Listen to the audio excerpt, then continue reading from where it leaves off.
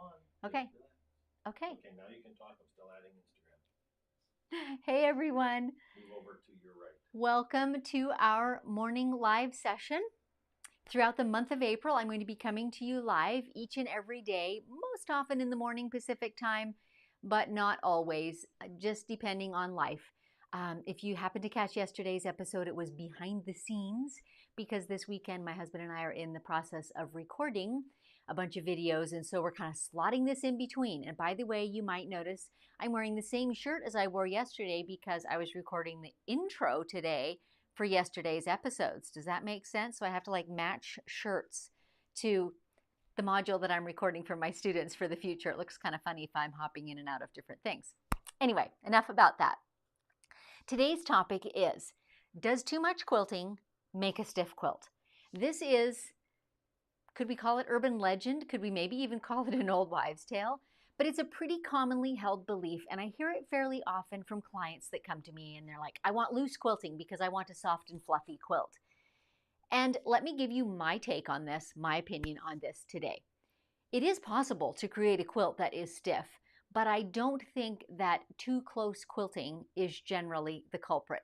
Certainly, I do not think that the type of edge-to-edge quilting that I typically do and love creates it. And I love a spacing that's usually under an inch. Sometimes half or 5/8 of an inch is kind of my typical spacing of quilting, and that does not create a stiff quilt. And I brought an example for you.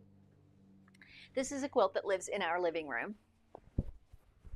I'll try and keep myself and the quilt in the screen.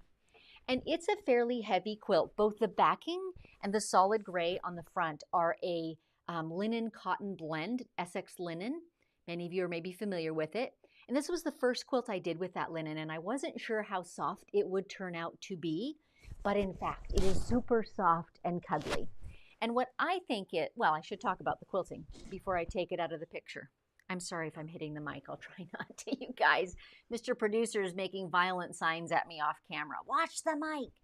Okay, here's the quilt again. Can you see the quilting? It's half-inch spaced parallel lines, which I think qualifies as fairly close quilting. It's not as tight as, a dense custom quilting, but it is fairly closely spaced.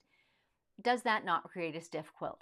I don't think so. I think there are other factors that contribute to the softness or lack of it that are more important. And one of them is batting.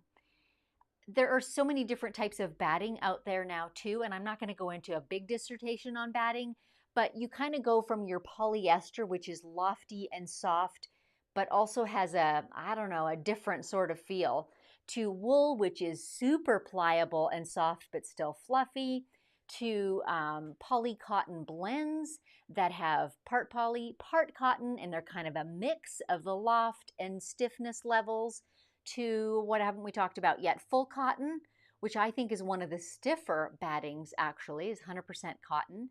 And way out on the soft end too are bamboo and silk, which we don't see silk terribly often in quilts, but you might see it in quilted garments because it's really soft and really fine.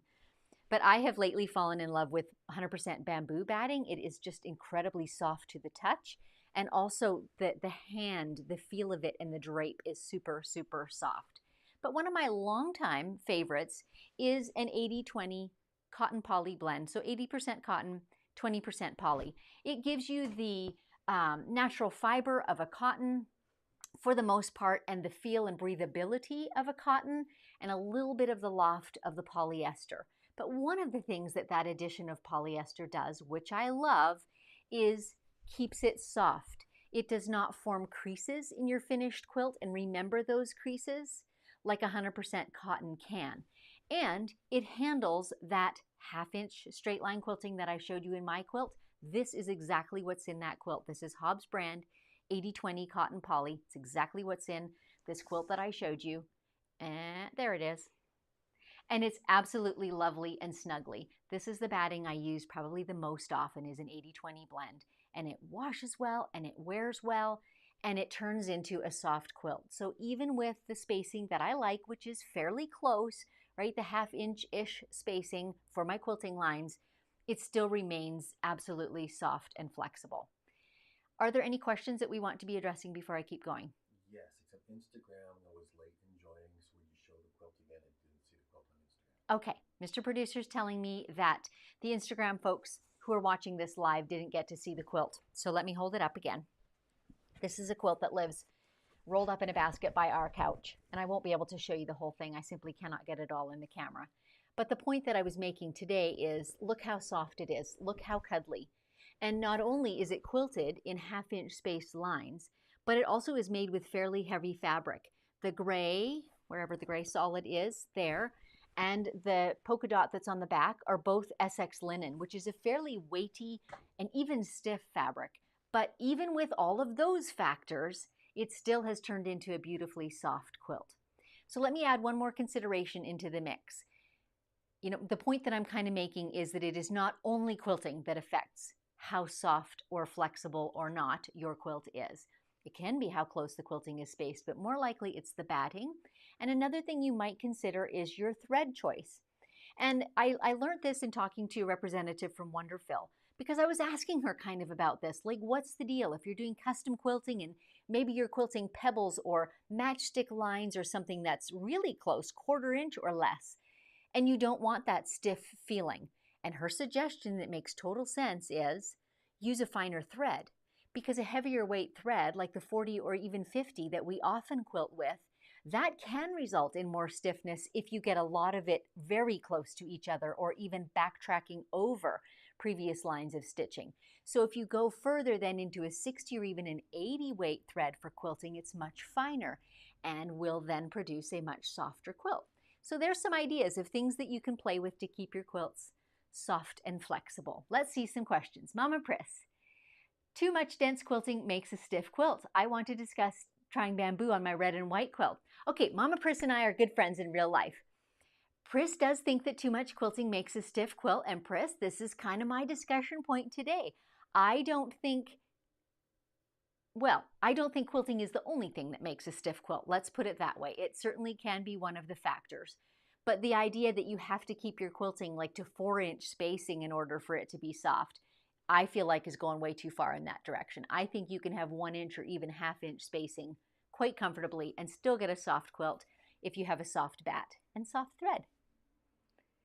Karen, I like 100% cotton but get size number 8. It's thicker and softer. Okay, good point, Karen. And I'll freely admit there are so many battings out there and I don't know all of them, right? There could very well be cottons that are lovelier and softer than what I've typically used. So there you go. And Lisa, wondering if you have planned a demo or if you ever add binding on a quilt on the long arm. Yes, I have added binding on the quilt on the long arm. I'm trying to think, Mr. Producer, do you remember? Did we do an episode with that? I think I did do one episode a while back, and it would have binding in the title. I'll have to look back, and if I haven't done that already, I should absolutely do it. And yes, I have added binding on the front side of the quilt on the long arm. It works really well. Yolanda, hello everyone from the Netherlands. Thanks for tuning in. It must be well into the evening for you. On the other side of the world. Okay, I always use Hobbs 80/20. I should try other battings too. I mean, the Hobbs 80/20 is a really good all-purpose one. It covers a lot of bases, but it is fun to experiment with others too. And like I said, my current new love is bamboo. It is a little more costly, but boy, oh boy, it is soft. It wears super well. It's lovely. That's all the questions. That's all the questions we've got? Oh my goodness. Okay. Well, I think we'll leave it at that for today. Like I mentioned, I'm coming live every day through the month of April with topics that deal with machine quilting and just chatting about them. You are welcome to email me if you have a topic that you'd like to discuss. Susan@StitchedBySusan.com.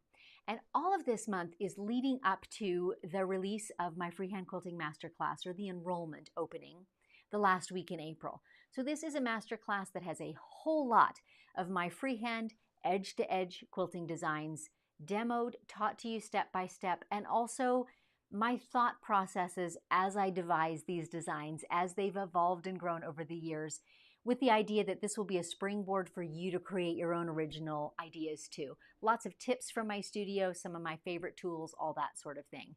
And a comment came up, and let me come back. Wool. Made by Manatee, what about wool batting? I did mention that very briefly. I love wool batting too. It's lofty and fluffy and definitely keeps a soft quilt. The caveat on that batting is it's not as easy care as some of the others, so I don't feel like it's suitable for every quilt, but it is a very lovely batting. Please explain size 8 batting. Lynn, I honestly don't know that. I'm guessing that it's the weight. I know that bamboo is sold by weight of ounces. And is it ounces per square inch, ounces per yard? I'm not even sure. So I'm guessing that refers to the weight or thickness of it, but you might want to Google that because I don't know for sure. Cindy Lou, sorry, joined late. Does bamboo batting shrink? It's got the same 3% shrinkage rate that 80/20 has. That's what's published on the label. So very little. All right, any more questions? Nope. Looking good. Okay, you guys, if you do want any more information on the masterclass, again, feel free to email me or just head to my website, StitchedBySusan.com. There's a learning tab. We saw this one already, Dave. Okay. There's a learning tab on my website and lots of information there with the syllabus of what's included in all the modules, and all of that is all there. Anyway, I'm going to get back into recording some of my new lessons, and I will check in with you again tomorrow with a new topic. See you then.